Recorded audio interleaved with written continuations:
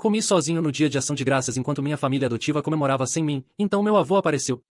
Eu sou Nathan, tenho 29 anos, e uma vez reservei um jantar de ação de graças para toda a minha família no restaurante mais caro de Omaha, apenas para descobrir que eles estavam comemorando em casa sem mim. Tudo começou com uma ligação telefônica, mas a ansiedade havia começado horas antes. Eu estava parado na frente do espelho de corpo inteiro em um quarto de hotel que havia reservado especialmente para a ocasião, querendo me arrumar sem o silêncio opressivo do meu próprio apartamento. O terno que eu estava usando custou mais que meu primeiro carro. Era de um cinza carvão profundo, sob medida. Eu pensava nele como uma armadura. Esta noite, eu precisava de armadura. Meu reflexo me encarava de volta, um estranho em roupas caras, seus olhos arregalados com uma esperança desesperada e infantil que eu, aos 29 anos, deveria ter superado. Meu coração estava fazendo uma dança frenética de sapateado contra minhas costelas. Esta era a hora. O culminar de uma vida inteira tentando. O grande gesto para acabar com todos os grandes gestos.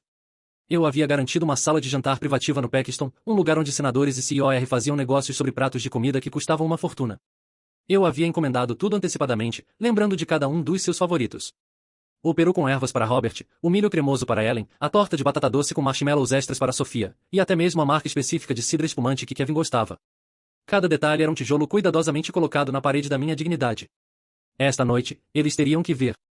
Esta noite, eles teriam que admitir que eu pertencia. Então, meu telefone vibrou, o som anormalmente alto no quarto silencioso. Meu estômago despencou. Era minha mãe, Ellen. Ou, para ser preciso, minha mãe adotiva. A distinção parecia mais importante do que nunca nesta noite. Respirei fundo e atendi, modulando minha voz para ser alegre, casual. Ei, vocês estão a caminho? Nathan, querido, ela começou, e eu imediatamente pude ouvir a encenação em sua voz. Era seu tom de matrona preocupada da sociedade, o que ela usava quando cancelava um almoço beneficente. Oh, eu tenho as notícias mais terríveis. Eu sinto muito, muito mesmo. Seu pai, ele pegou algo terrível.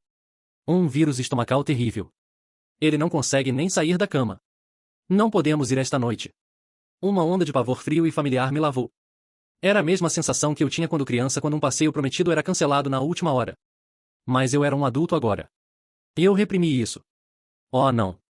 Ele está bem? É sério? Há algo que eu possa fazer? Eu posso ir aí. Não, não, querido, absolutamente não. Não queremos que você pegue isso, ela disse, sua voz lisa como mármore polido. Ele só precisa descansar. Você pode seguir em frente e aproveitar sua noite. É uma pena terrível desperdiçar essa reserva linda. Realmente, nos sentimos péssimos. Suas palavras eram perfeitas, cada uma pedra polida de arrependimento. Mas não havia calor por baixo delas. Era um roteiro, um bem ensaiado. Eu senti um nó frio se apertando no meu estômago, um pressentimento aguçado por anos de decifrar o espaço entre o que minha família dizia e o que eles queriam dizer. Ok, eu disse, minha própria voz soando distante. Bem, diga a ele que espero que se sinta melhor logo. Vou dizer, querido. Tenha uma ação de graças maravilhoso. Ela desligou. O silêncio que inundou o quarto era absoluto, um peso físico. O reflexo no espelho zombava de mim. Um tolo de terno, parado sozinho em um quarto pago com uma esperança que havia acabado de ser declarada morta na chegada. Eu deveria ter tirado o terno, pedido uma pizza e ligado um jogo de futebol. Eu deveria ter aceitado a mentira, engolido a pílula amarga da decepção como havia feito milhares de vezes antes, e apenas sobrevivido a outro feriado sozinho. Essa era a jogada do velho Nathan. Esse era o caminho de menor resistência. Mas algo dentro de mim, algo que havia estado se construindo por meses, talvez até anos, finalmente estourou. Não foi um estalo alto, mas uma mudança sísmica silenciosa. Talvez fosse a audácia pura da mentira. Talvez fosse o eco das palavras da minha terapeuta na minha cabeça. Doutora Rivera havia me ajudado a ver o padrão, o ciclo da minha própria criação. Ela havia chamado este jantar de meu experimento final, uma maneira de reunir dados inegáveis. Bem, os dados estavam chegando. Então, eu fiz algo que nunca, jamais havia feito antes. Eu não fiquei bravo. Eu fiquei metódico. Peguei as chaves do meu carro, saí do hotel e entrei no meu carro. No banco do passageiro estava uma cesta de presente ridiculamente cara, tecida à mão, cheia de queijos artesanais, vinho e chocolates importados. Outra peça do meu apelo desesperado por aceitação. Eu a afivelei como um passageiro. Comecei a dirigir, não de volta para meu apartamento vazio, mas em direção à parte da cidade deles. Em direção à casa grande e colonial nos subúrbios onde eu havia passado 18 anos vivendo no quarto do sótão, ouvindo os sons de uma família da qual eu estava próximo, mas nunca fui parte. Eu disse a mim mesmo que estava apenas indo deixar a cesta de presente na varanda deles. Um gesto final e obediente. O bom filho, preocupado com seu pai doente. Mas eu sabia, no fundo, que era um detetive indo para uma cena de crime. Eu estava procurando prova da mentira. Estacionei a um quarteirão de distância, sob a sombra de um grande carvalho, minhas mãos agarrando o volante com tanta força que meus nós dos dedos estavam brancos. Saí, a sexta cara parecendo tolamente pesada em meus braços. Caminhei pela rua silenciosa e arborizada, o ar fresco com o cheiro de outono e fumaça de madeira distante. E então eu vi. A casa estava resplandecente de luz. Através da grande janela saliente sem cortinas, toda a cena estava disposta como um diorama em um museu. Um museu do meu inferno pessoal.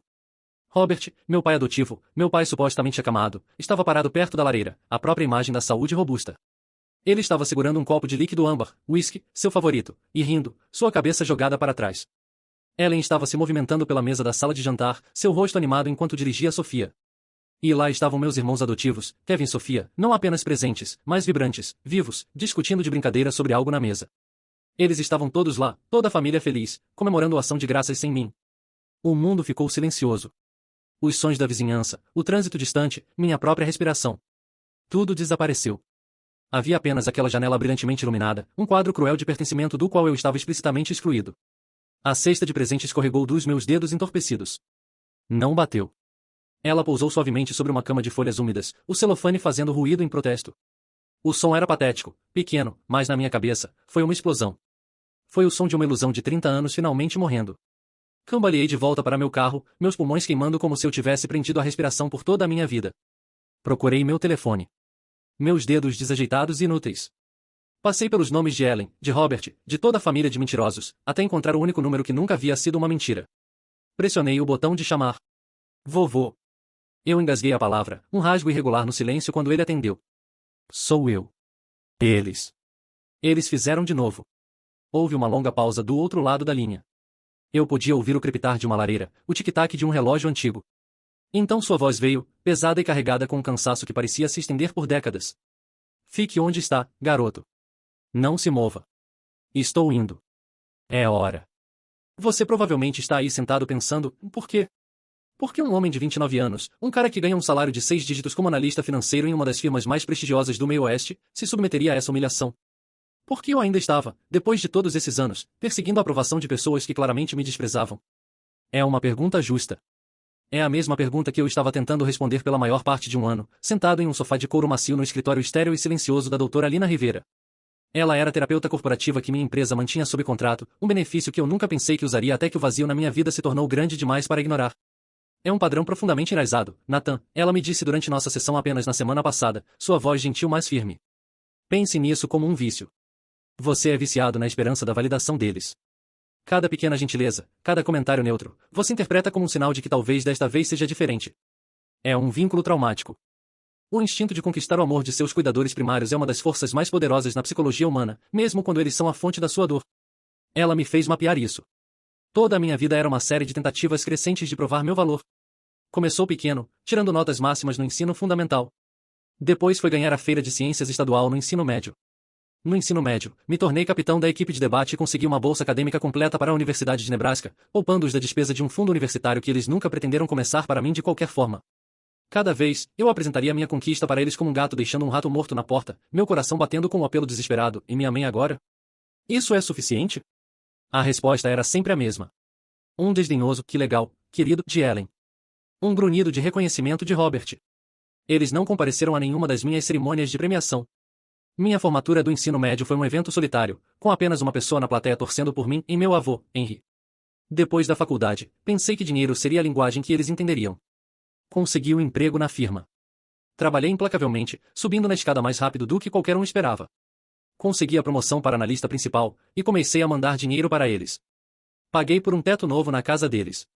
Cobri as dívidas sempre presentes de Kevin, que todos sabíamos que eram perdas no jogo. Mandei eles numa cruzeiro de aniversário. Eu estava tentando comprar meu caminho para dentro da família, me tornar um ativo tão valioso que eles não podiam se dar ao luxo de me descartar. Mas tudo que isso fez foi me transformar em um caixa eletrônico confiável. Este jantar de ação de graças, doutora Rivera havia dito, se inclinando para frente, seus olhos procurando os meus, você vê como teste final, não é? Você criou um cenário tão grandioso, tão público, tão inquestionavelmente generoso que, na sua mente, eles não têm escolha senão aparecer e finalmente reconhecê-lo. Você enquadrou isso como seu experimento final. Ela estava certa. E enquanto eu estava sentado no meu carro, olhando para aquela casa cheia de luz e risadas, eu sabia que o experimento havia terminado. Os dados eram conclusivos, e os resultados eram devastadores. Olhando para aquela janela brilhantemente iluminada, o passado não era apenas uma memória. Era uma presença física no carro comigo. Não foi um único ato dramático de crueldade que definiu minha infância. Foi morte por 1000 cortes de papel, uma erosão lenta e sistemática do meu senso de identidade. As memórias voltaram agora, não como uma enchente, mas como uma série de instantâneos nítidos e vívidos, cada um testemunho da mentira que eu estava vivendo. Instantâneo 1, idade 7. Minha primeira reunião de pais e professores. Eu era uma criança tímida, mas amava a escola porque era o único lugar onde me sentia competente. Minha professora, Sra. Davidson, uma mulher gentil com um sorriso caloroso, estava mostrando para ela em meu projeto mais recente, um diorama do sistema solar em que eu havia passado semanas trabalhando. Ele é excepcionalmente brilhante, disse Sra. Davidson, radiante. Um verdadeiro prazer ter na classe. Minha mãe, Ellen, alisou a saia do seu vestido caro, sorriu seu sorriso polido e público e disse, sim, ele é um bom menino. Landon é muito inteligente. Landon, não Nathan. Era um nome que ela reservava para consumo público, um sinal sutil mais claro para o mundo exterior. Era uma armadura verbal que ela usava para se proteger da verdade inconveniente sobre mim. Significava, ele está sob meus cuidados, mas ele não é meu. Lembro do rubor quente de vergonha que subiu pelo meu pescoço. Puxei sua manga, minha voz um sussurro pequeno, e meu nome é Nathan. Ela não olhou para mim. Apenas afagou minha cabeça. Seus dedos longos e bem cuidados parecendo gelo contra meu couro cabeludo. Claro que é, querido, ela murmurou, sua atenção já se desviando. Instantâneo 2, idade 12. Era o aniversário de Sofia. Ela estava obcecada com pássaros naquele ano, então decidi fazer para ela a casa de pássaro mais linda do mundo. Passei todas as tardes de uma semana na oficina do vovô Henry na fazenda, usando as ferramentas e habilidades que ele havia pacientemente me ensinado. Lixei a madeira até ficar lisa como seda. Cortei cuidadosamente as peças e as montei com uma precisão que fez meu coração de 12 anos se inchar de orgulho. Pintei da cor favorita dela, um lavanda suave. Era, eu pensava, uma obra-prima. Era um pedaço do meu coração. Embrulhei cuidadosamente e coloquei na mesa de presentes na festa dela. Na manhã seguinte, enquanto tirava o lixo, eu vi um flash de lavanda no fundo da lata, esmagado embaixo de caixas de bolo vazias e papel de embrulho descartado. Puxei para fora, minha criação estilhaçada e quebrada. Quando confrontei Sofia, segurando os destroços nas minhas mãos, lágrimas escorrendo pelo meu rosto, ela apenas revirou os olhos com o desdém praticado de uma garota adolescente. Era feio, Nathan, ela disse, como se explicasse o fato mais simples do mundo. Estava todo torto. Não combinava com meu quarto. Instantâneo 3, idade 16. Kevin, meu irmão adotivo menino de ouro, havia levado sua bicicleta mountain bike nova e cara para um passeio e batido feio. Ele a jogou na garagem numa birra. Sabendo o quanto Robert valorizava coisas caras, decidi consertá-la. Fiquei acordado metade da noite, usando tutoriais online e as ferramentas do meu próprio kit pequeno, pacientemente endireitando o quadro dobrado e realinhando as marchas. Eu estava apenas limpando a graxa das minhas mãos, um sentimento de satisfação silenciosa no meu peito, quando Robert rompeu na garagem. Seu rosto, quando me viu parado sobre a bicicleta, era uma máscara de raiva trovejante. Ele arrancou a chave inglesa da minha mão. Que diabos você pensa que está fazendo? Ele rosnou, sua voz um rosnado baixo. Nunca toque em coisas que não são suas. Esta é uma peça de equipamento de $2.000. Você não tem ideia do que está fazendo. Provavelmente a arruinou. Ele não verificou meu trabalho. Ele não perguntou. Ele apenas assumiu incompetência. Ele assumiu o pior. Esse era o tema. A corrente constante zumbindo naquela casa. Você não é um de nós. Você é outro. Você é um arranjo temporário, um projeto que eles assumiram. Você é uma dívida a ser tolerada, não um filho a ser querido. Meu avô Henry era o único antídoto para o veneno daquela casa. Ele era o pai de Robert, mas eles eram cortados de tecidos completamente diferentes. Robert era um homem de contratos e resultados finais, um magnata imobiliário que via o mundo em termos de ativos e passivos. Henry era um homem da terra, um fazendeiro com terra permanentemente gravada nas linhas de suas mãos calejadas e uma força silenciosa e inabalável em seus olhos azuis pálidos. Sua fazenda, um lugar amplo, bagunçado e maravilhoso 2 horas fora de Omaha, era minha única casa real, meu único santuário. Ele nunca falava de amor, não do jeito florido que você vê nos filmes. Ele mostrava. Ele mostrava na maneira paciente como me ensinou a trocar o óleo em sua velha picape Ford, explicando cada passo sem um pingo de condescendência. Ele mostrava nas tardes passadas em seu jardim, me ensinando a diferença entre uma erva daninha e uma muda, a satisfação silenciosa de cultivar sua própria comida. Ele mostrava no balanço gasto da varanda, onde me ensinou os acordes simples e melancólicos de canções folclóricas antigas em seu violão surrado, sua voz áspera cantando sobre amores perdidos e estradas solitárias. Ele era o único que alguma vez me olhou diretamente nos olhos e pareceu me ver, Nathan, não um caso de caridade, não um filho substituto. Ele viu um menino e o tratou com gentileza. Mas sempre havia algo mais, algo não dito pairando sob a superfície. Ele frequentemente fazia comentários crípticos, deixando-os cair em nossas conversas como pedras em uma lagoa parada. Há histórias que você ainda não conhece, garoto, ele diria enquanto consertávamos uma cerca. Ou, um dia, tudo isso fará sentido, ele murmurava enquanto me observava olhar nostalgicamente para uma família de pássaros em seu ninho. Eu nunca soube o que ele queria dizer, mas senti o peso de suas palavras, a sugestão de um segredo que ele carregava como um casaco pesado. Lembro do meu 18º aniversário com clareza dolorosa. Era uma terça-feira. Ninguém na casa disse uma palavra. Nenhum cartão. Nenhum parabéns. Nada. O silêncio era uma declaração. Depois da escola, não fui para casa. Dirigi às 2 horas até a fazenda. Henry estava me esperando na varanda, como se soubesse que eu viria. Ele não tinha bolo ou presente embrulhado. Apenas se levantou, entrou na casa e voltou com uma caixa de sapato velha e empoeirada.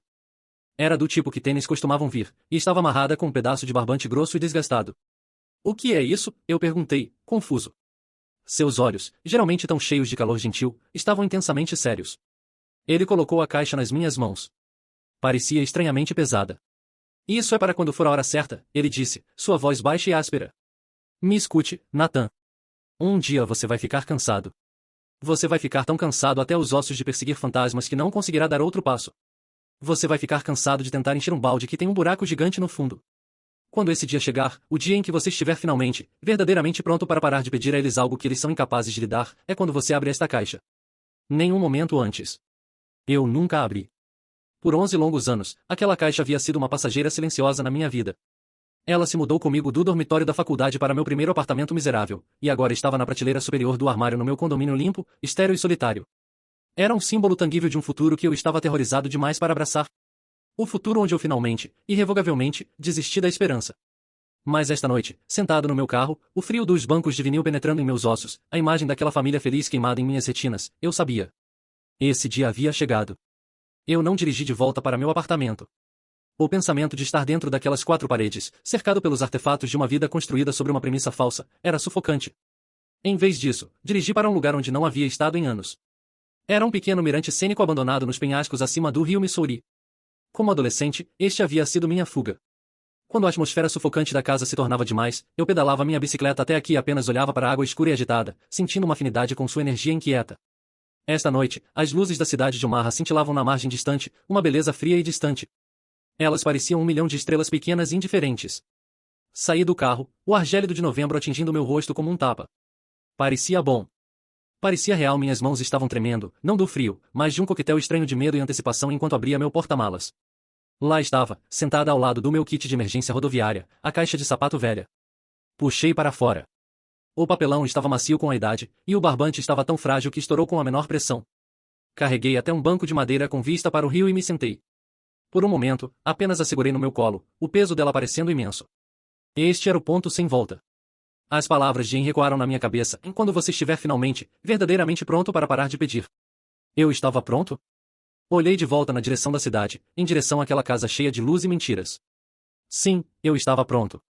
Com uma respiração profunda e trêmula que se transformou numa nuvem branca no ar frio, levantei a tampa. O conteúdo era simples, sem pretensões. Aninhado sobre uma cama de recortes de jornal amarelados do início dos anos 1990 estava um único envelope grosso. Era feito de papel pesado, cor creme, o tipo de papelaria cara que havia saído de moda décadas atrás.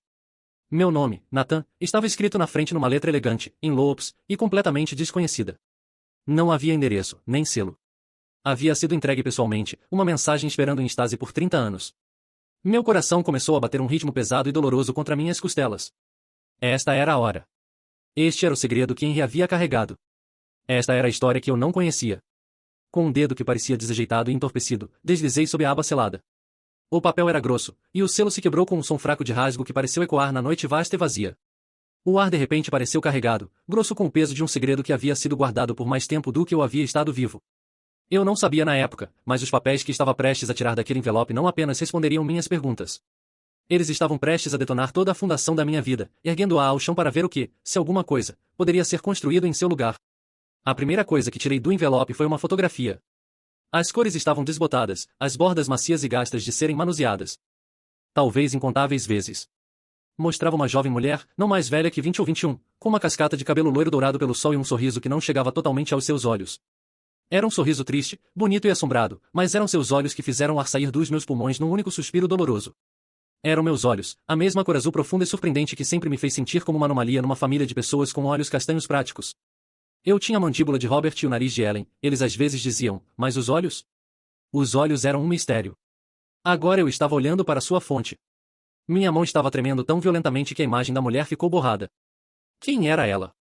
Embaixo da foto havia uma carta, uma pilha grossa de páginas, o papel tão frágil que parecia que poderia se esfarinhar em pó em minhas mãos trêmulas. Desdobrei com cuidado de um arqueólogo desenterrando um artefato inestimável. A letra era a mesma do envelope, elegante, em lobos, e cheia de um caráter que parecia ao mesmo tempo estranho e profundamente familiar. Começava com duas palavras que me atingiram como um golpe físico, e meu querido Nathan. Comecei a ler, e o chão sólido sob meus pés se dissolveu. O mundo inclinou, girou e depois se reformou numa forma nova, aterrorizante de partir o coração. A carta era dela. Seu nome era Clara, e ela era minha mãe biológica. Ela escrevia não como um fantasma, mas como uma jovem, garota aterrorizada. Ela escrevia sobre um amor turbulento e desesperado com um músico bonito e sem dinheiro chamado David. Ela escrevia sobre sua família, os ricos e poderosos Tortontons de Denver, que apresentavam uma fachada perfeita para o mundo, mas eram frios e implacáveis atrás de portas fechadas. Ela descreveu o momento em que contou a eles que estava grávida, a maneira como o rosto de seu pai se transformou em pedra, a maneira como sua mãe a chamou de desgraça. Eles lhe deram um ultimato, em livrar-se do problema, ou ser cortada, rejeitada, expulsa sem nada. Ela me escolheu. Ela escreveu sobre David, o músico, que havia prometido a ela para sempre, mas desapareceu no momento em que o dinheiro de sua família desapareceu. Ela descreveu a solidão aterrorizante de estar grávida, sem dinheiro e completamente sozinha numa cidade que de repente parecia hostil. E então ela escreveu sobre o nascimento. Ela descreveu em detalhes crus emocionais o momento em que me segurou pela primeira vez, um bebê menino com um choque de cabelo escuro e os olhos azuis brilhantes de sua mãe. Ela escreveu sobre uma pequena marca de nascença em forma de crescente no dorso da minha mão. Enquanto lia, minha outra mão instintivamente foi para essa mesma marca, uma forma pequena e pálida que eu havia carregado toda a minha vida sem pensar duas vezes. Suas palavras estavam embebidas numa dor tão profunda que parecia estar vazando da página e entrando no meu próprio coração. Ela não queria me entregar. Isso a havia despedaçado. Mas ela era uma criança ela mesma, sem maneira de sustentar outra vida. E então ela escreveu sobre um ato de gentileza na sua hora mais sombria. Um motorista da família, um homem bom e decente que havia trabalhado para sua família por anos, a encontrou. Ele a acolheu, lhe deu abrigo e prometeu que encontraria um lar maravilhoso para seu bebê. Um lar onde ele estaria seguro, querido e amado.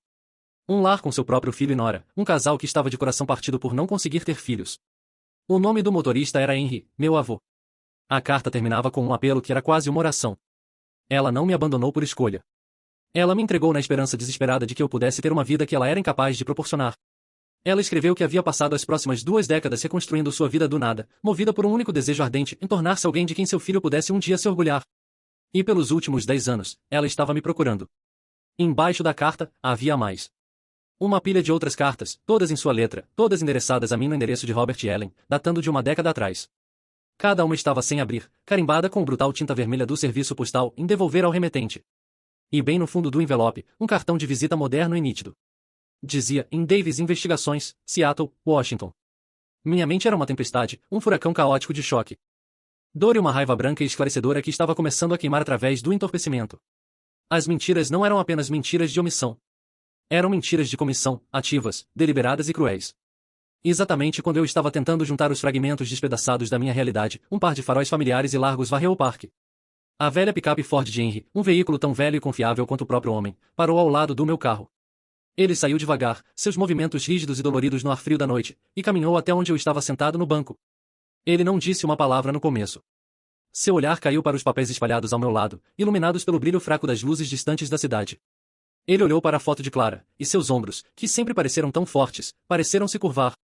Sinto muito, garoto, ele finalmente disse. Sua voz grossa com uma emoção que eu não conseguia identificar. Era mais do que apenas tristeza. Era uma culpa profunda e antiga. Sinto muito mesmo. Eu deveria ter te contado anos atrás. Eu era um covarde. As palavras pairaram no ar gélido entre nós. Você sabia, sussurrei. Minha própria voz rouca e irreconhecível.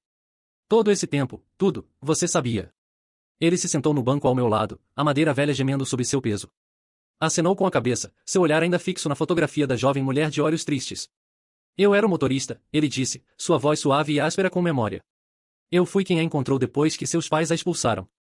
Ela estava dormindo no carro dela. Apenas uma criança ela mesma, Nathan, morrendo de medo e completamente sozinha no mundo. Eu a levei para o hospital quando chegou a hora. Eu fui quem te segurou nos braços logo depois que você nasceu.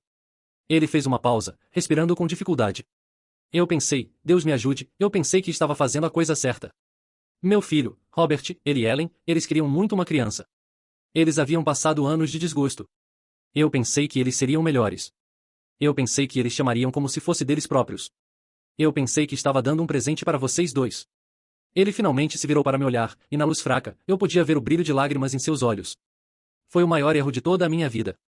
Ele me contou tudo então, toda a história sórdida. Ele explicou que havia convencido um relutante Robert e uma hesitante Ellen a me adotar. Era um arranjo privado, tratado silenciosamente por um amigo da família, um médico chamado Wilson, para evitar qualquer vínculo legal de volta aos Thorntons, que não queriam nada comigo. Ele havia assistido em agonia silenciosa e arrasadora por anos enquanto eles me maltratavam, sua culpa uma companheira constante e pesada. Cada palavra desdenhosa de Ellen, cada repreensão dura de Robert, era uma faca em suas próprias entranhas. A raiva que estava fervendo dentro de mim finalmente transbordou. Então por que, vovô, eu exigi, minha voz subindo, rachando com uma vida inteira de dor. Por que me deixar passar por tudo isso? Por que assistir isso acontecer? Você era o único em quem eu confiava. Por que hoje à noite? O que torna hoje à noite tão especial? Ele não recuou da minha raiva. Ele pareceu aceitá-la como sua obrigação. Ele olhou para suas próprias mãos nodosas, descansando em seus joelhos. Tive um susto de saúde alguns meses atrás, ele admitiu. Sua voz caindo para quase um sussurro. Um pequeno problema com meu coração. Nada grave, mas o médico. Ele me fez sentar e me disse que eu precisava colocar meus assuntos em ordem. E eu percebi, sentado naquele escritório frio, você é meu assunto mais importante, Nathan. Você é a coisa maior e mais importante na minha vida. Eu não podia ir para o túmulo carregando este segredo. Eu não podia deixar você passar mais um dia, mais um feriado, perseguindo pessoas que nunca, jamais mereceriam o amor que você oferecia tão livremente. Sua confissão não pareceu uma libertação. Pareceu uma traição da única direção que eu pensei que era segura. A única pessoa que havia sido minha âncora no mar de indiferença havia sido o arquiteto da minha prisão. Ele não havia apenas me assistido sofrer. Ele havia, à sua própria maneira, permitido isso. Ele havia escolhido a paz frágil de seu filho sobre meu bem-estar, ano após ano após ano. Você os deixou, eu disse, as palavras com gosto de cinza na minha boca. Você os deixou me tratar como se eu fosse nada. Você ouviu Ellen me chamar por um nome diferente em público. Você viu Sofia jogar meus presentes no lixo. Você viu Robert me olhar com nada além de desprezo. Você ficou lá e assistiu eles tentarem quebrar meu espírito todos os dias. Por 30 anos, vovô, você assistiu. A acusação pairou no ar, crua e brutal. Eu queria que ele se defendesse. Eu queria que ele tivesse uma razão, uma desculpa, qualquer coisa para diminuir a picada desta nova traição. Mas ele não teve. Ele apenas sentou lá e aguentou, lágrimas agora correndo livremente pelo seu rosto gasto, cavando caminhos através da poeira e sujeira de uma vida longa. Eu sei, ele engasgou, as palavras arrancadas de sua garganta, e vou para o túmulo nunca me perdoando por isso. Toda vez que te vi, toda vez que vi a esperança nos seus olhos, foi como uma faca se torcendo nas minhas entranhas. Eu pensei que se eu pudesse apenas te dar um pouquinho do que eles não dariam, se eu pudesse te ensinar coisas, mostrar alguma gentileza, eu pensei que poderia compensar. Mas não foi suficiente.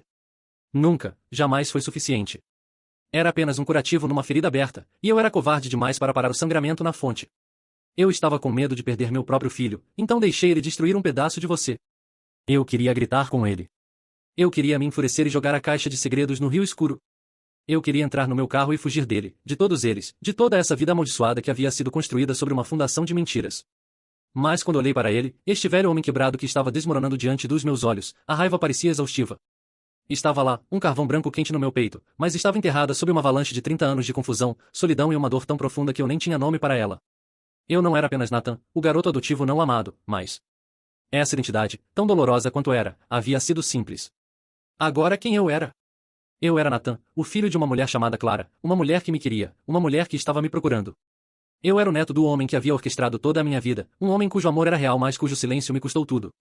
Todo o meu senso de identidade havia sido uma mentira cuidadosamente construída, um projeto em grupo concebido pela crueldade de seu filho e permitido por seu próprio silêncio temeroso. O vazio que eu sentia era vasto e aterrorizante.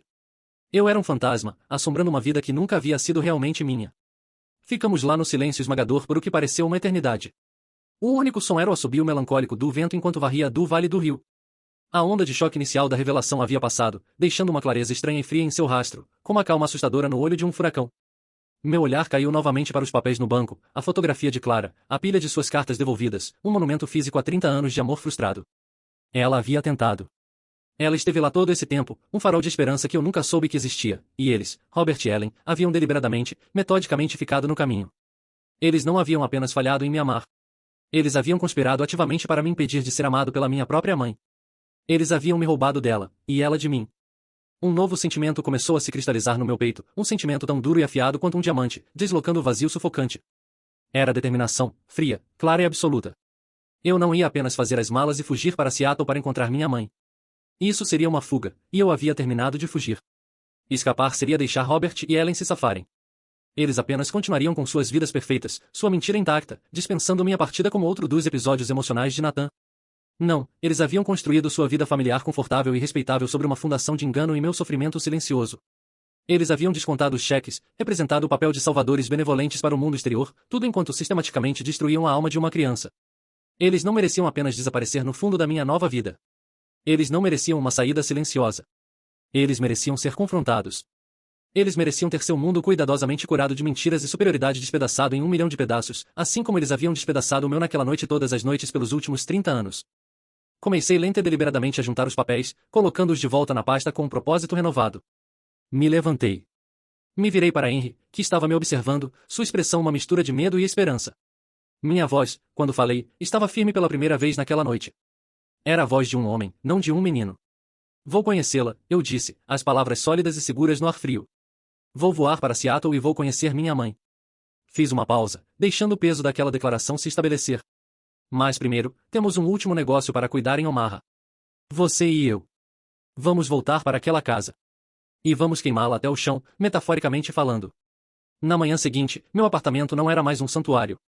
Parecia um cenário para uma peça que havia abruptamente fechado. Os móveis, os livros, as fotos emolduradas de paisagens de Nebraska, todos artefatos de uma vida vivida por uma pessoa que não existia mais. O Nathan que havia decorado este apartamento era um homem perseguindo fantasmas. Eu era um homem caçando dragões. Henry havia dormido inquieto no meu sofá, recusando a oferta da minha cama. Ele parecia uma década mais velho, os eventos da noite anterior tendo cavado novas linhas em seu rosto. Mas enquanto nos sentávamos à minha pequena mesa da cozinha, uma panela de café forte fermentando entre nós, vi uma nova determinação em seus olhos. A culpa ainda estava lá, mas agora estava sobreposta com um senso de propósito. Espalhamos o conteúdo da pasta sobre a mesa, não como fragmentos de um passado doloroso, mas como evidência num caso que estávamos construindo. Isso não pode ser apenas um surto emocional, eu disse, minha mente, pela primeira vez, clicando de volta para a engrenagem familiar e reconfortante de um analista financeiro. Eu lidava com fatos, com dados, com alavancagem. Este confronto seria uma aquisição hostil da narrativa familiar. Eles vão negar tudo. Vão chamar Clara de mentirosa, uma mulher problemática do passado. Vão se pintar como as vítimas que acolheram sua criança indesejada. Henry acenou lentamente, seu olhar fixo nas cartas. Você está certo. Sua palavra contra a deles. Eles tiveram 30 anos para aperfeiçoar sua história. Ele alcançou o bolso interno profundo de seu casaco gasto e puxou outro envelope, este do tamanho comercial padrão, e o deslizou pela mesa. Eu estava esperando nunca ter que te mostrar isso, ele disse, sua voz sombria. Mas eu tinha o pressentimento de que este dia poderia chegar. Abri. Dentro havia fotocópias de extratos financeiros, resumos de contas fiduciárias e registros bancários datando de quase 30 anos. Eram de uma conta fiduciária, o Thornton Family Trust, e mostravam um pagamento mensal regular, substancial, mais do que a hipoteca da casa deles, sendo transferido diretamente para uma conta conjunta pertencente a Robert e Ellen. A linha de memorando em cada transferência era brutalmente clara, em custódia e pensão infantil. N. Thornton. Meu sangue gelou. Uma coisa era suspeitar, saber no seu instinto. Outra era ver em preto e branco. Eles estavam sendo pagos, sussurrei, as palavras engasgando na minha garganta. Todo esse tempo, todo mês, eles estavam sendo pagos para me criar. Era parte do acordo que o pai de Clara insistiu antes de lavar as mãos dela, Henry explicou, sua voz tingida com uma vergonha profunda e duradoura. Ele queria garantir que você tivesse tudo o que precisava, que você não fosse um fardo financeiro. Era a maneira dele de acalmar sua consciência. Eu nunca imaginei que eles pegariam o dinheiro e te tratariam como se você fosse um vira-lata que eles pegaram da rua. Não era uma herança, Nathan, não era um presente. Era um salário pelo trabalho de ser seus pais. E eles falharam em desempenhar suas obrigações. E isso era. Esse era o fulcro. A alavancagem. Isso transformou a narrativa de uma de negligência emocional, ela disse, para uma de fraude tangível e comprovável. Isso não era mais apenas sobre um coração partido. Isso era sobre um contrato quebrado. Isso era sobre uma mentira de 30 anos que havia sido muito, muito lucrativa para eles. Os dragões agora tinham um ponto fraco, e eu tinha a lança para perfurá-lo. Meu próximo passo parecia momentoso. Minha mão estava surpreendentemente firme enquanto peguei meu telefone e disquei o número no cartão de visita do detetive particular. Eu estava meio esperando uma máquina. Mas um homem com uma voz áspera e sem besteira atendeu no segundo toque. Davis. Meu nome é Nathan, eu disse, minha voz clara e uniforme. Acredito que você está me procurando, em nome de uma cliente chamada Clara Thornton. Houve uma respiração afiada e atordoada do outro lado da linha, seguida por um momento de silêncio completo. Então, bem, que droga, a voz estava de repente menos áspera, tingida com algo como admiração. Garoto, você tem alguma ideia de há quanto tempo sua mãe está te procurando? Uma década sólida. Estamos nisso há 10 anos. O que aconteceu? Perguntei. Por que não conseguiram me encontrar? Davis soltou um assobio longo e baixo que estalou pelo telefone. Oh, nós te encontramos. Te encontramos cerca de 8 anos atrás. O problema não era te encontrar. Era chegar até você. Seu pai adotivo, Robert, ele é um caso. No momento em que fizemos nossa primeira investigação, ele contratou advogados. O advogado dele nos enviou uma carta formal de cessar e desistir, alegou que você era um indivíduo privado que não tinha interesse em ser contatado, disse que você estava feliz, bem ajustado, e que qualquer tentativa de contatá-lo causaria angústia emocional indevida e perturbaria a sua vida. Ele fez parecer que estava sendo seu protetor feroz, te salvando de alguma mulher instável do passado. Ele ameaçou registrar uma ordem de restrição se persistíssemos. A fúria fria no meu peito, que eu pensei que não podia ficar mais intensa, encontrou uma nova profundidade. Ele não havia apenas me escondido. Ele havia usado o próprio sistema legal projetado para proteger pessoas para construir uma fortaleza ao redor de sua mentira, pintando minha própria mãe como uma ameaça. Ele havia usado meu próprio bem-estar como arma contra ela. Ela vai querer te ver, Nathan, Davis disse, sua voz suavizando. Ela é uma boa mulher. Ela nunca desistiu da esperança. Posso te colocar num voo para Seattle esta tarde. Posso ligar para ela agora. Meu coração saltou com o pensamento. Uma coisa selvagem e ascendente. A ideia de vê-la, de falar com ela era uma atração magnética. Mas me controlei. Não ainda. A sequência de eventos importava. Eu quero isso, eu disse, minha voz firme, mais do que qualquer coisa. Mas não ainda. Preciso que você faça algo para mim primeiro. Preciso que você organize um encontro. Ligue para ela. Diga que você me encontrou. Diga que estou bem. E diga que quero vê-la. Mas diga a ela, diga que tem um último negócio para cuidar em Omaha. Uma conta de 30 anos que precisa ser acertada. Diga que estarei lá assim que estiver feito. Desligando o telefone, senti uma mudança sísmica no meu próprio senso de identidade. Poder. Era um sentimento estranho, mas não indesejado. Por toda a minha vida, eu havia sido aquele esperando por um convite. Esperando por uma ligação. Esperando por um sinal. Pela primeira vez, eu era quem estava definindo os termos. Eu era quem estava fazendo a ligação. O jogo havia mudado porque eu estava finalmente pronto para jogar. 2 dias depois, numa tarde fria e cinzenta de domingo, Henry e eu caminhamos pela trilha de pedra perfeitamente cuidada da casa. O carvalho no jardim da frente, aquele que eu havia tentado subir quando menino antes de Robert me dizer que eu danificaria a propriedade, estava nu, seus galhos esqueléticos alcançando um céu sem cor. Eu conhecia a rotina deles. Domingo era seu dia de descanso, de união familiar performática. Eles estariam todos lá, se aquecendo na sequência de seu serviço religioso, reforçando a fachada da família perfeita e temente a Deus. Desta vez, não hesitei. Não me demorei. Caminhei os 3 degraus até a varanda e apertei a campainha, os sinos melódicos e alegres soando como uma declaração de guerra. Alguns momentos depois, a pesada porta de carvalho se abriu. Ellen estava lá, um sorriso educado e acolhedor fixo em seu rosto. O sorriso vacilou, depois se dissolveu completamente quando ela viu não apenas eu, mas Henry, parado com cara séria atrás de mim. Seus olhos se arregalaram quase imperceptivelmente. Nathan e Henry, ela disse, se recuperando rapidamente, sua voz uma cascata de doçura falsa e tilintante. Que surpresa adorável. Não estávamos esperando vocês. Não vamos ficar muito tempo, Ellen, eu disse, meu tom plano e desprovido do calor que ela estava fingindo. Não esperei por um convite. Passei por ela, cruzando a soleira e entrando no hall, meus sapatos não fazendo som no tapete oriental macio. A casa cheirava igual ao que sempre cheirou, de cera de limão, potorri e um cheiro fraco e indefinível de infelicidade. Henry me seguiu, sua presença um peso sólido e silencioso às minhas costas. Caminhamos para a sala de estar. Era uma cena diretamente de uma revista. Robert estava instalado em sua poltrona de couro de espaldar alto favorita. O jornal de domingo espalhado diante dele. Kevin, o eterno homem-criança, estava esparramado no sofá branco impecável. Seu polegar folheando infinitamente seu telefone. Sofia estava enrolada em outra cadeira, meticulosamente lixando suas unhas, a imagem da elegância suburbana entediada. A família perfeita, congelada em seu habitat natural. Robert baixou seu jornal, sua testa franzindo em aborrecimento com nossa intrusão. Qual o significado disso? Ele berrou, sua voz acostumada à obediência instantânea. Invadindo aqui num domingo. Ignorei ele e deixei meu olhar varrer sobre o quarto, sobre cada um deles. Só tenho algumas perguntas, eu disse, minha voz calma e perigosamente baixa, forçando-os a se inclinar para escutar, sobre minha infância, alguns detalhes que preciso esclarecer para minha própria paz de espírito antes de seguir em frente com minha vida. Sofia soltou um suspiro exagerado e teatral e bufou, um som de puro escárnio. Ah, lá vamos nós de novo, ela disse, nem se dando ao trabalho de olhar para cima de suas unhas. O pobre menino órfão e sua história trágica. Você não pode, só por uma vez, ser grato pelo que te foi dado? Está ficando tão cansativo. Virei minha atenção total para ela. Encontrei seu olhar, e pela primeira vez na vida dela, ela não viu o menino ferido e inseguro que estava tão acostumada a atormentar. Ela viu um estranho, um homem com olhos tão frios e duros quanto pedras de rio. Ela se encolheu, sua mão pausando no ar. Esse é na verdade o tópico exato que vim discutir, Sofia, eu disse, puxando uma pasta manila grossa de debaixo do meu braço. O que, exatamente, me foi dado. Caminhei até a mesa de centro de mogno polido, a peça central de seu quarto cuidadosamente curado, e coloquei a pasta com um baque suave mais definitivo. O som pareceu sugar todo o ar do quarto. Todos os olhos estavam em mim agora. A TV murmurava ao fundo, mas ninguém estava escutando. Abri a pasta e comecei minha apresentação, não como um filho, mas como um promotor apresentando o seu caso. Primeiro, deslizei a fotografia desbotada de Clara pela madeira polida até parar diretamente na frente de Robert. Vocês a reconhecem? Perguntei, minha voz um zumbido baixo e uniforme no quarto subitamente silencioso. Ellen, que havia nos seguido, soltou um suspiro involuntário pequeno. Robert's mandíbula se apertou, um músculo se contraindo violentamente em sua bochecha. Ele olhou para a foto, seu rosto uma máscara cuidadosamente em branco, mas eu podia ver o lampejo de pânico em seus olhos. Não sei do que você está falando, ele balbuciou, sua voz um pouco alta demais. Há alguma foto velha. O que é isso, Nathan? Algum tipo de jogo?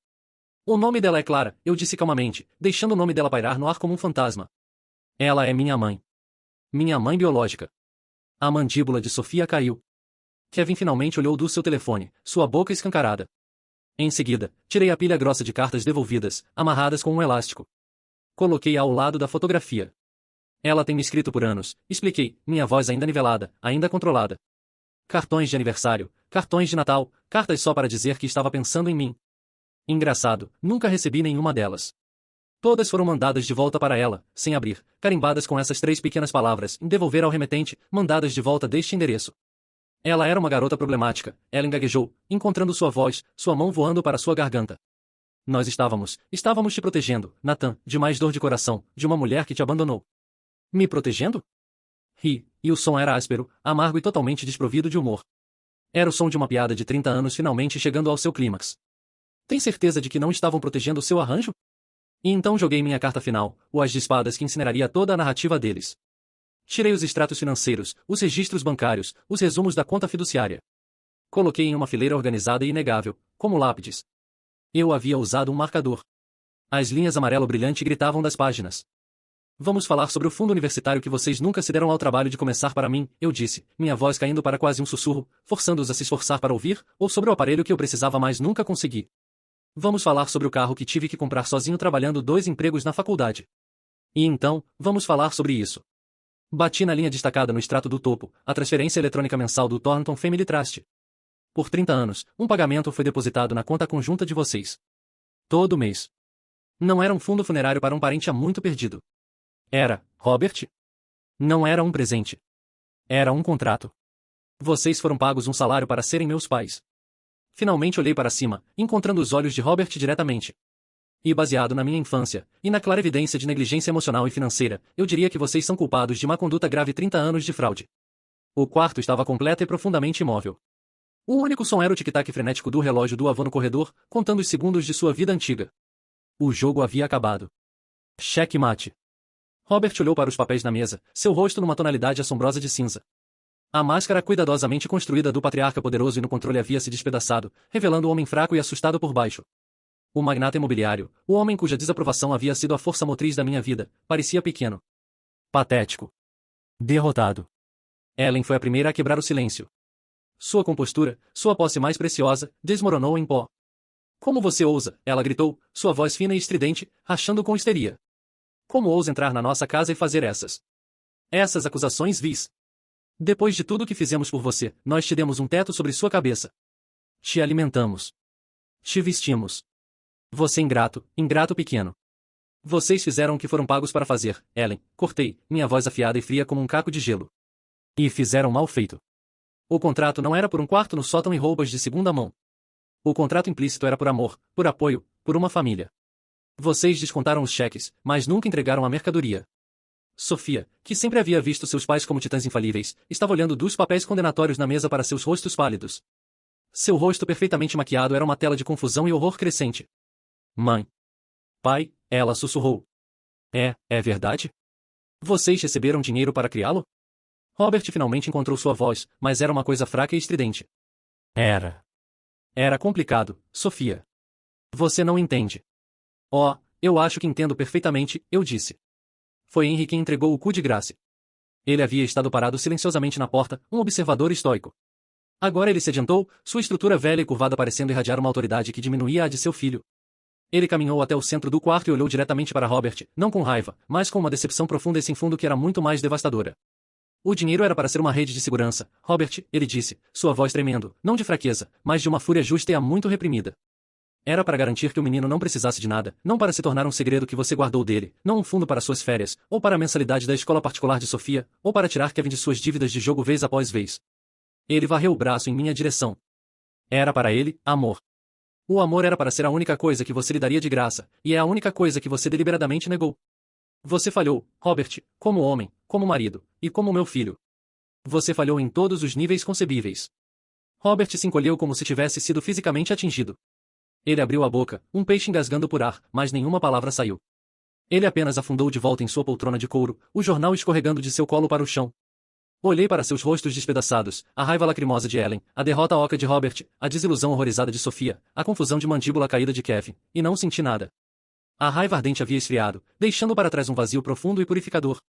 Não havia satisfação. Não havia triunfo. Havia apenas o fim. A perseguição havia acabado. Os fantasmas se foram. Terminei, eu disse silenciosamente para o quarto, para eles, para mim mesmo. Virei as costas para eles. Para os destroços de suas vidas, e saí pela porta. Henry estava bem ao meu lado. Desta vez, não olhei para trás. O voo para Seattle parecia uma passagem entre dois mundos. Enquanto o avião subia através do cobertor grosso e cinzento de nuvens do meio-oeste e rompeu na luz do sol brilhante infinita acima, senti uma leveza que nunca havia conhecido. Era a liberdade de um prisioneiro saindo de sua cela depois de uma sentença de 30 anos, piscando na luz do sol desconhecida. Eu estava livre, mas não perdido. Estava finalmente livre para traçar meu próprio curso.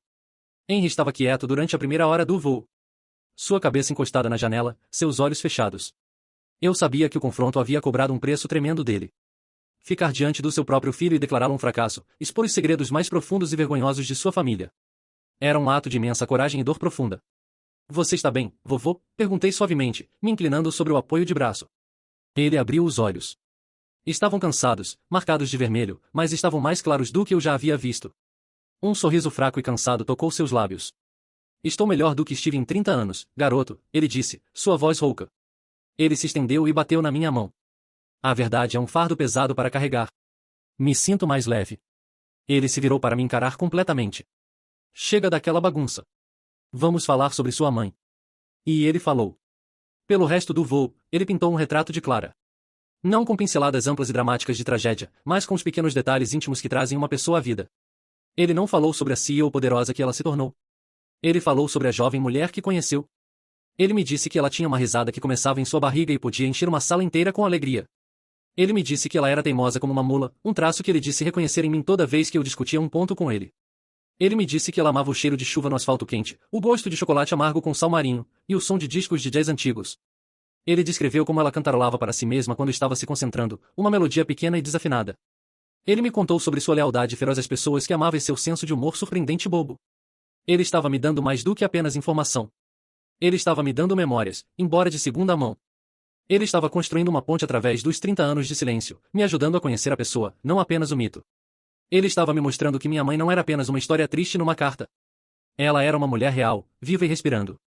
Uma mulher que amava jazz e chocolate amargo. Uma mulher que estava esperando por mim. Enquanto ele falava, senti os últimos vestígios da minha raiva contra ele derreterem, substituídos por uma gratidão profunda, complicada e esmagadora. Sim, ele havia cometido um erro terrível ao ficar em silêncio por tanto tempo. Seu medo me custou caro, mas ele também havia sido minha única fonte de luz num lugar muito escuro. Ele havia sido o guardião da minha história, e no final, ele foi quem caminhou comigo através do fogo e me entregou a chave para minha própria liberdade. Quando o avião começou sua descida para Seattle, as águas cinzas de Puget Sound aparecendo abaixo de nós, senti uma sensação de expectativa calma. Eu não estava voando em direção a um estranho mais. Estava voando em direção a uma possibilidade. A possibilidade de um lar. A possibilidade de uma mãe. Eu não sabia na época, é claro. Mas enquanto nosso avião estava tocando em Seattle, a casa que eu havia acabado de deixar para trás em Omaha estava implodindo. A demolição silenciosa e controlada que eu havia iniciado havia desencadeado uma série de explosões secundárias, rasgando através da estrutura frágil de sua família. De acordo com a irmã de Henry, que o ligou alguns dias depois com um relatório completo e fofoqueiro, no momento em que a porta da frente se fechou atrás de nós, o silêncio atordoado foi despedaçado pelo choro furioso e histérico de Ellen. Mas não eram as lágrimas de uma mãe de luto ou arrependida. Eram as lágrimas quentes e amargas de uma narcisista cuja imagem perfeita havia sido irrevogavelmente despedaçada. Isso é tudo culpa sua, ela havia gritado para Robert, sua voz um guincho venenoso. Seu pai. Seus segredos de família nojentos. Você nos arruinou. Você arruinou tudo. Minha culpa? Robert havia rugido de volta. Seu próprio choque e humilhação azedando numa raiva vulcânica. Você é quem nunca conseguiu suportar a visão dele. Você é quem o tratou como um criado em nossa própria casa. Você é quem estava tão obcecada com aparências, com o que os vizinhos pensariam. Sofia, pela primeira vez em sua vida mimada e privilegiada, estava vendo os monstros feios e rosnando por trás das máscaras de seus pais perfeitos. A fundação do seu mundo havia se transformado em areia. É verdade, ela havia aparentemente continuado perguntando, sua voz pequena e tremendo. Vocês realmente receberam dinheiro para criá-lo? Todo esse tempo. Era complicado, Sofia. Você não entende as pressões que estávamos sob, Robert havia gritado, incapaz de encontrar o olhar horrorizado e desiludido de sua própria filha. A discussão havia se prolongado por horas, uma tempestade tóxica de acusações e recriminações que estava fermentando há 3 décadas. Todo o ressentimento, todo o compromisso, toda a mentira que eles haviam contado um ao outro e a si mesmos veio derramando. O segredo da minha existência e o dinheiro que veio com ele havia sido a cola que mantinha seu casamento disfuncional unido, uma conspiração compartilhada. Agora que a mentira havia sido arrancada, eles ficaram com nada além da verdade feia de sua própria ganância, sua própria crueldade, e seu próprio vazio. A família perfeita era uma farsa, e agora todos sabiam. A fundação não estava apenas rachada, havia sido pulverizada em pó. E enquanto ficaram lá gritando um com o outro nos destroços de sua sala de estar, cercados pelos enfeites de uma vida que haviam comprado com o dinheiro da minha mãe, eles finalmente não tinham ninguém para culpar além de si mesmos. Nos encontramos numa cafeteria silenciosa e despretensiosa no Pike Place Market. O ar estava grosso com o cheiro rico e reconfortante de grãos de café torrados e o cheiro úmido e limpo da chuva de Seattle. Através da janela grande, eu podia ver a extensão cinza da água e a energia agitada do mercado. Parecia um planeta diferente do mundo plano e sem saída para o mar de Omaha. Eu a vi antes dela me ver. Ela estava sentada numa mesa pequena perto da janela, nervosamente torcendo um guardanapo de papel em suas mãos, rasgando-o em pedaços pequenos. Ela parecia mais velha que a fotografia, é claro. 30 anos haviam gravado linhas finas ao redor de seus olhos e boca, e seu cabelo loiro agora era uma prata sofisticada e elegante. Mas a postura era a mesma. Uma certa vulnerabilidade, uma tensão em seus ombros. E então ela olhou para cima, seu olhar varrendo o quarto, e seus olhos, eles eram os mesmos. Meus olhos, um azul tão profundo e claro que você sentia que podia cair nele. Comecei a caminhar em direção a ela, minhas pernas parecendo pesadas, desconectadas do meu corpo. Meu coração era um pássaro selvagem, batendo suas asas freneticamente contra a gaiola das minhas costelas. Este era o momento para o qual toda a minha vida havia estado inconscientemente pivotando. Ela me viu, e sua respiração prendeu audivelmente. Sua mão voou para sua boca, seus próprios olhos azuis se arregalando em descrença. Então inundando com uma onda de emoção tão poderosa que era quase uma força física. Ela sabia, instantaneamente. Nathan, ela sussurrou, sua voz uma pergunta frágil e esperançosa. Eu só consegui acenar, minha garganta de repente apertada e contraída. Um aceno de 30 anos de palavras não ditas alojadas lá. Ela empurrou sua cadeira para trás e se levantou, seus movimentos espasmódicos, incertos. Por um longo momento suspenso, apenas nos encaramos através do pequeno espaço de 2 pés da mesa, um abismo de 3 décadas se estendendo entre nós. Então, devagar, hesitantemente, como se tivesse medo de que eu pudesse ser uma miragem que desapareceria, ela abriu os braços. Dei um passo à frente em seu abraço, e foi estranho. Não foi o raio de conexão instantânea, a reunião cinematográfica que eu havia vagamente imaginado. Foi desajeitado, desengonçado, o abraço de 2 estranhos profundos que compartilhavam o vínculo mais íntimo imaginável. Eu estava rígido, inseguro de onde colocar minhas mãos. Eu podia sentir todo o corpo dela tremendo contra o meu. E logo, eu podia sentir a umidade de suas lágrimas embebendo o ombro da minha jaqueta. Sinto muito, ela chorou. Sua voz abafada contra meu peito. Oh, Nathan, sinto muito, muito mesmo. Por tudo. Eu não sabia o que dizer. O roteiro para este momento nunca havia sido escrito. Perdão parecia um país estrangeiro para o qual eu não tinha visto. A palavra mãe parecia pertencer a outra pessoa. Então apenas fiquei lá, segurando esta estranha tremendo e chorando que era minha mãe, e disse a única coisa que parecia honesta, a única coisa que parecia real. Estou aqui agora. Clara Thornton era um paradoxo. A mulher que havia chorado em meus braços na cafeteria era vulnerável, cheia de uma vida inteira de arrependimento. A mulher que me convidou para seu apartamento cobertura deslumbrante com vista para Puget Sound naquela noite era uma força da natureza. Ela era calorosa, ferozmente inteligente, e possuía uma energia silenciosa e confiante que enchia o quarto. Ela era tudo o que minha família adotiva não era, genuína, presente. E ela escutava com uma intensidade que fazia você sentir que era a única pessoa no mundo. Ela também era, como rapidamente aprendi, a fundadora e CEO da Thornton Enterprises, uma empresa de tecnologia multibilionária que ela havia literalmente construído do zero. Seu primeiro instinto foi me dar tudo. Ela queria me cobrir com os 30 anos de amor e recursos que me foram negados. Ela me ofereceu uma chave para a cobertura. Ela me ofereceu um escritório de esquina ao lado do dela. Ela me ofereceu um título de vice-presidente e um salário que fez minha cabeça girar. Recusei tudo. Estávamos sentados em sua varanda, as luzes da cidade de Seattle cintilando abaixo de nós como um tapete de estrelas caídas. Não posso, eu disse, minha voz firme mas não indelicada. Eu agradeço, mais do que você sabe. Mas não quero uma esmola.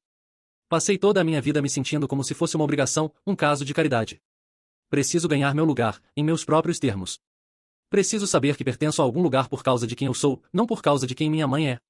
Observei seu rosto cuidadosamente, com medo de que ela ficasse magoada ou ofendida. Em vez disso, vi um lampejo de compreensão profunda e então um flash de orgulho feroz em seus olhos. Ela entendeu. É claro que ela entendeu. Ela era uma mulher que havia construído seu próprio valor do nada. Então, ela me deu um desafio em vez de um presente. No dia seguinte, me encontrei com seu conselho de diretores. Em vez de um título, ela me deu uma tarefa. Ela me colocou no comando de lançar um novo fundo de capital de risco independente dentro da empresa, focado em investir em startups de tecnologia sustentável. Era um projeto de alto risco e alta pressão. Um teste real de toda a habilidade que eu já havia desenvolvido como analista. Era também uma jogada brilhante. Eu não estaria reportando diretamente a ela, mas ao conselho, o que significava que eu tinha que provar meu valor para eles, não apenas para ela. O conselho incluía seu advogado-chefe afiado e cético, um homem chamado Michael, que olhou para mim por cima de seus óculos com uma expressão que deixou perfeitamente claro que ele não ia me dar moleza só porque eu era o filho perdido há muito tempo da chefe. Em nossa primeira reunião, ele me bombardeou sobre minha filosofia de investimento, minhas estratégias de avaliação de risco, minhas projeções de 5 anos. Foi difícil. Foi intimidante. E foi exatamente o que eu precisava. Aluguei um apartamento pequeno e funcional no centro da cidade e me joguei no trabalho. Pela primeira vez na minha vida, minha ambição parecia limpa. Não estava manchada por uma necessidade desesperada e patética de aprovação externa. Era sobre o trabalho em si. Era para mim. Alguns meses depois, Henry se mudou para Seattle. Clara, num gesto de amor silencioso, fez um jardim containers lindo e amplo para ele numa seção de sua varanda massiva. Nós três começamos uma nova tradição em jantar de domingo. Eles não eram perfeitos. Eram frequentemente desajeitados, cheios de longos silêncios enquanto navegávamos pelo território estranho e novo de ser uma família. Éramos 3 pessoas, unidas por amor e segredos, aprendendo os ritmos um do outro. Uma refeição compartilhada. Uma conversa silenciosa. Um passo tentativo de cada vez. Não era um conto de fadas. Era algo melhor. Era real. Cerca de 6 meses depois de me mudar para Seattle, recebi a ligação que estava meio esperando.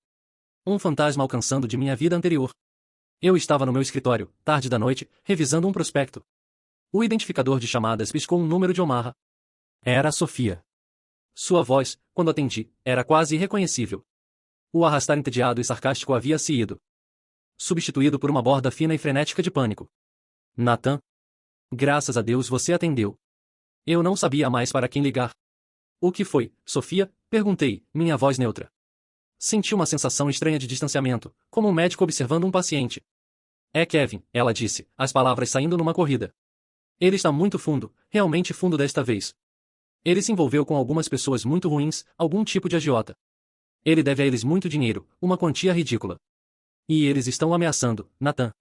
Eles estão ameaçando machucá-lo. Eles disseram que vão vir para casa. Ela respirou tremulamente. Papai está falando de divórcio. Mamãe está um naufrágio. É um pesadelo completo. Você tem que nos ajudar. O velho Nathan, o salvador, aquele que desejava o papel do herói, teria sentido uma onda de adrenalina, de responsabilidade.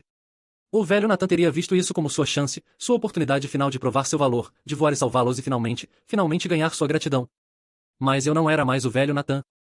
Essa pessoa havia morrido numa noite fria de novembro num parque com vista para o rio Missouri.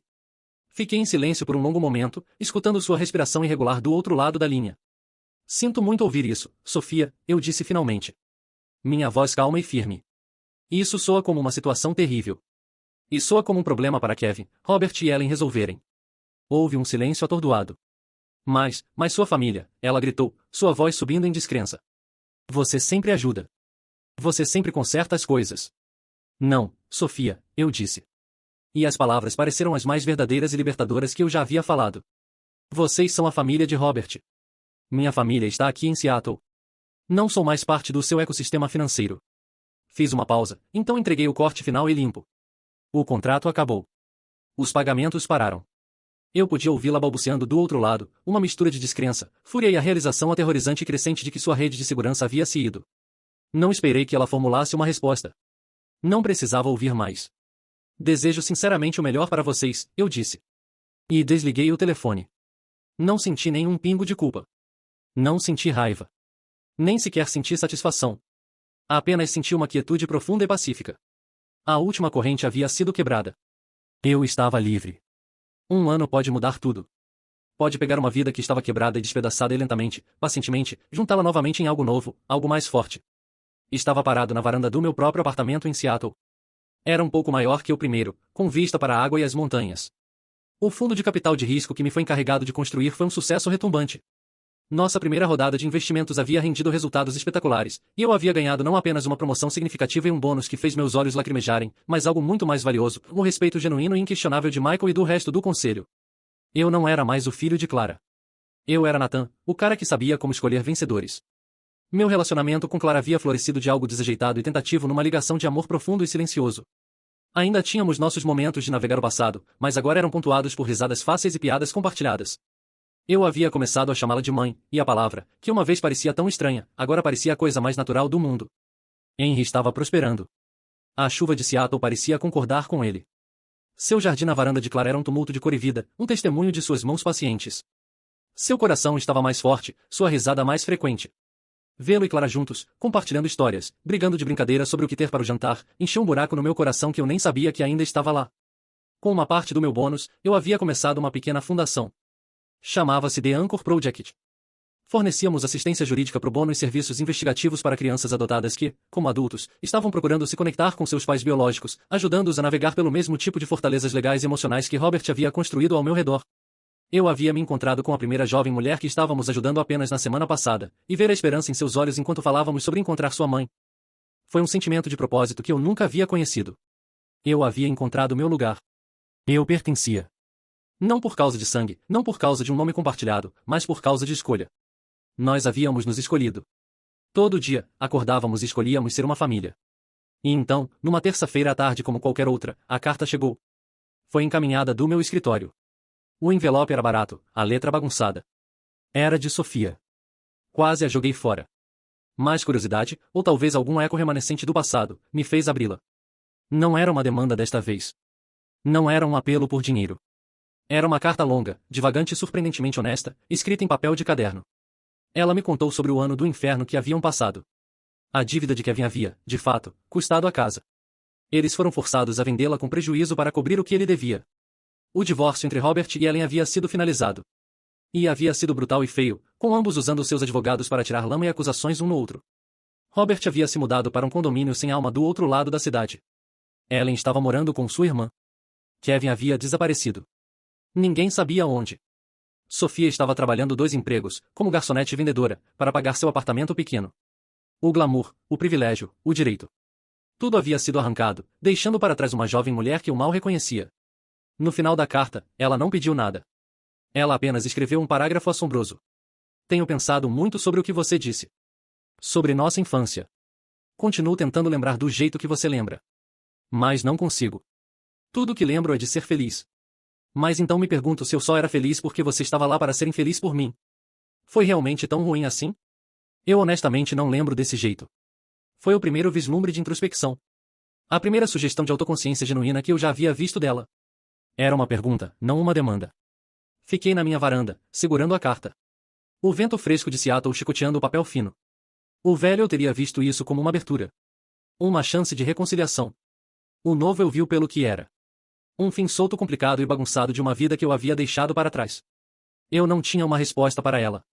Ainda não. Perdão não era uma transação simples que você poderia assinar. Cura não era uma linha reta. Olhei através da água, em direção às luzes cintilantes do centro da cidade, em direção ao prédio de Clara, onde ela e Henry estavam me esperando para nosso jantar semanal. Minha decisão, qualquer que fosse, viria deste lugar. Este lugar de força, de segurança, de um amor que foi escolhido, não comprado. Seria a minha escolha. E pela primeira vez em toda a minha vida, isso era mais do que suficiente.